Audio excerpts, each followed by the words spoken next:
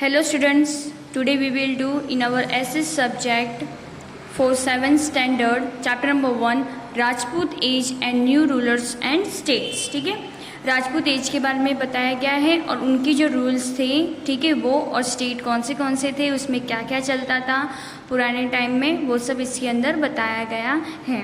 During the period of 500 years between 700 AD to 1200 AD, Rajput era was established in major parts of North India and South India। वो कहाँ पर major parts, कौन से major part में रहते थे? North India और साउथ इंडिया के। They keep the Indian Hindu cultures alive. Let us learn in detail about the small and large at significant Rajput kingdoms. Harshvardhan period, Harshvardhana के टाइम पे क्या क्या चलता था, किस तरह से उन्होंने हर चीज़ें चेंज की थी, ठीक है, किस तरह से उनका रूल्स एंड रेगुलेशन चलता था अपने स्टेट पे, वो सब इसके अंदर बताया गया है। In the 7th century after the death of Harshavardhana, 7वीं सदी में उनकी डेथ के बाद किस तरह से चल रहा था हर चीज़, वो इसके अंदर बताया गया है। His vast empire was divided into small independent state in northern India.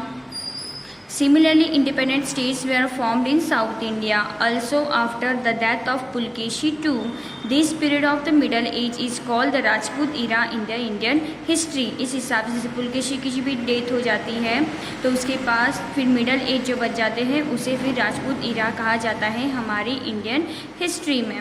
Now Rajput were brave, वो बहुत ही ब्रेव होते हैं। So their reign lasted long, they kept their promises even at the cost of their lives, they would rather die than show their back to enemy। वो हमेशा क्या करते हैं, पहले हर चीज़ देख लेते हैं और उसके बाद वो लोग वार करते हैं दुश्मनों पर। They were protectors of Gau Brahmins.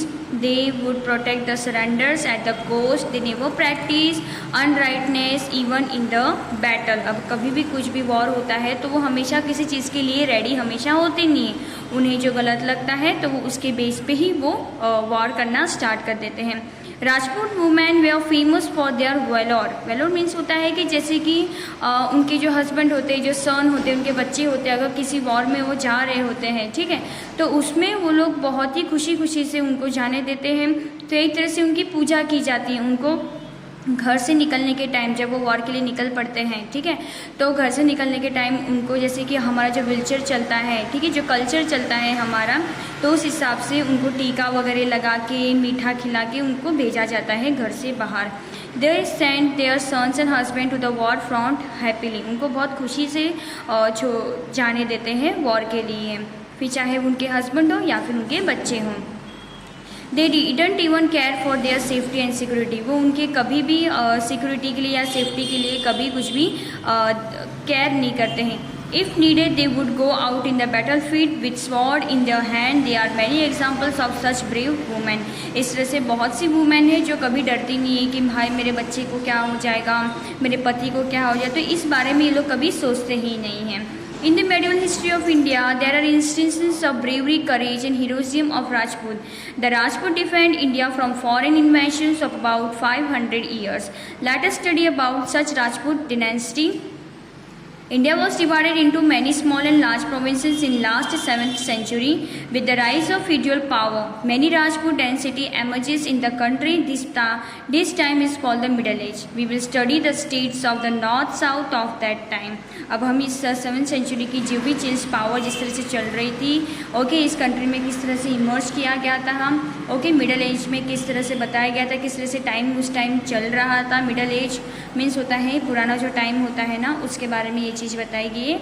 North and south India में किस तरह से वक्त गुजर जा रहा था, तो वो चीज़ इसके अंदर बताई गई है। हम आगे पढ़ते हैं इस चैप्टर में।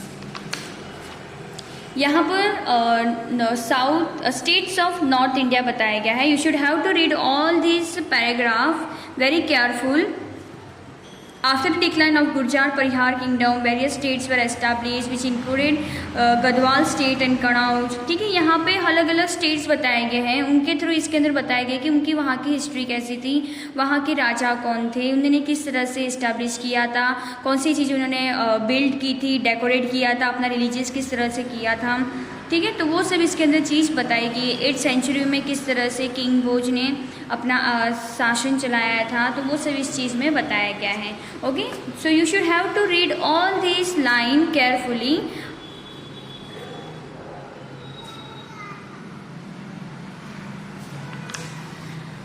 नेक्स्ट है states of south India. South India में किस तरह से बताया गया था, वो चीज़ इसके अंदर बताई गई। The states located in the south of river Narmada are called southern state. जिस जो रिवर आती है नर्मदा की, वो स्टेट होता है southern state. In the 8th century many small and large dynasties become independent in south India as well as north India. Let's obtain some information about the dynasties like Chalukya, Rashtragupta, Pallava, Chola, Pandya, Chera. The first king of Chalukya dynasty was king of Jai Singh. जय सिंह वहाँ के सबसे पहले king थे, राजा थे।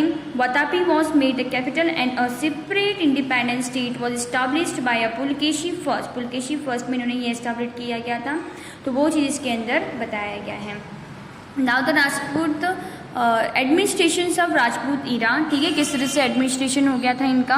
During the Rajput era various Rajput dynasties ruled, बहुत सी चीज़ें वहाँ पे रूल की थी। At that time there were changes in the ruling dynasties but there were no change in the situation in the political dynasties. वहाँ पर बहुत सी चीज़ें थी वो चेंज हो चुकी थी, लेकिन पॉलिटिकल जो डेंसिटीज थी वो बिल्कुल चेंज नहीं थी, वैसे की वैसे ही थी। In the Rajput era, positions of the king was hereditary. It was not necessary that only the eldest son of the king could become the ruler. King used to make any one of his son as a युवराज। जैसे कि आपको मैंने पहले भी आपको basic chapters में मैंने बताए गए थे कि जैसे उनके पूर्वज होते हैं उनके हिसाब से, जैसे कि उनके जैसे कि राजा है तो राजा का जो पुत्र होता है फिर वो बनता है राजा, फिर उनका जो पुत्र आ जाता है तो उनको बनाते हैं। तो ये पीढ़ी के हिसाब से ये चीज़ चेंज होती रहती है। इस तरह से वो लोग राजा और हर किसी का शासन अलग अलग तरह से वो अपना रूल्स एंड रेगुलेशन चलाते रहते हैं। तो इसके अंदर यही चीज़ बताई गई। तो आपको ये पूरा जो चैप्टर है एकदम ध्यान से पढ़ना है, बहुत ही इजी चैप्टर है, सिर्फ राजा महाराजों के बारे में इसके अंदर बताया गया है। Northern and southern, north India and south India में किस तरह से किस बेस पे इन लोगों ने सेंचुरी थ्रू किस तरह से चेंजेस आया था वो चीज़ इसके अंदर बताया गया है। किस तरह से मुखी और सरपंच ने ये सब स्टार्ट हुआ था, जजमेंट स्टार्ट हुई थी, ये सब इसके अंदर बताया गया है। ओके, ना फॉरेन अटैक्स ऑन इंडिया, ये भी एक बार देख लीजिए। Muslims invaders invaded India between the 8th और the 12th of century. 8th और 12th सेंचुरी की बात है। In the 8th century Mohammed Ibn Qasim attack north western part of India in order to extend the boundaries of the Arab kingdom. The army of Sabuddin also invaded from a northwest part, but these invasions did not help in the invaders to establish their power in India. After that, Singh abandoned 12th Sultan Muhammad Ghazni. Ghazni invaded India several times between 1000 AD and 126 AD. Singh abandoned wealth there. The main reasons of Muhammad Ghazni inventions was India's abundant wealth. उनकी बहुत अच्छाई वाला उन्होंने start किया था। He kept on invading India again and again and each time he invaded with a more power. उनके पास इतनी power थी कि उनका बढ़ता ही जा रहा था। The Indians could not unite to form a powerful army. As a result, in 1026 he invaded Somnath and located and looted a lot of wealth. उन्होंने वहाँ का wealth बहुत ही जोरों से लूट लिया था। India was invaded again from the same direction from where Muhammad Ghazni attacked about 150 years after the former invasions. After the death of Muhammad Ghazni, there were battles among them for power in Ghazni, but our rulers could not take advantages of this weakness as the power was not stable. Consequently, Shahabuddin Ghori invaded India in the late 12th century. Initially, he had to suffer some defeats, but finally he defeated Prithviraj Chauhan in the second battle at a Tarai battlefield and established his power in Delhi.